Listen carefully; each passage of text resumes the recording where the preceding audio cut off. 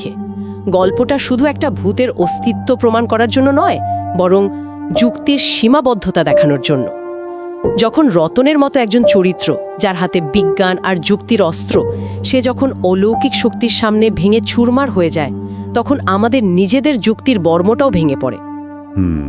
ভয়টা তখন আর শুধু গল্পের পাতায় থাকে না, আমাদের ভেতরেও ছড়িয়ে পড়ে। আমরা বুঝতে পারি যে আমাদের চেনা জগতের নিয়মের বাইরেও কিছু থাকতে পারে। রতনের পরাজয়টা আসলে আমাদের যুক্তিবাদী সত্তারই পরাজয়। এবং সেই পরাজয়ের মুহূর্তে সে সবচেয়ে ভয়ঙ্কর সত্যের মুখোমুখি হয়। এটা আমাদের তৃতীয় এবং সবচেয়ে গুরুত্বপূর্ণ বিষয় নিয়ে আসে, পরিচয়হীনতার আতঙ্ক। রতন যখন বারান্দায় মেয়েটিকে দেখে এবং সে মুখ তোলে, সূত্রগুলো যেবার বর্ণনা দেয় তা হলো মেয়েটির কোনো মুখ ছিল না। হ্যাঁ, চোখের জায়গায় দুটো গভীর গর্ত, আর বাকিটা কেবল কালো ছায়া। এই ফেসলেসনেস বা মুখহীনতার ধারণাটা কেন এত ভয়ঙ্কর? কারণ আমাদের মস্তিষ্কের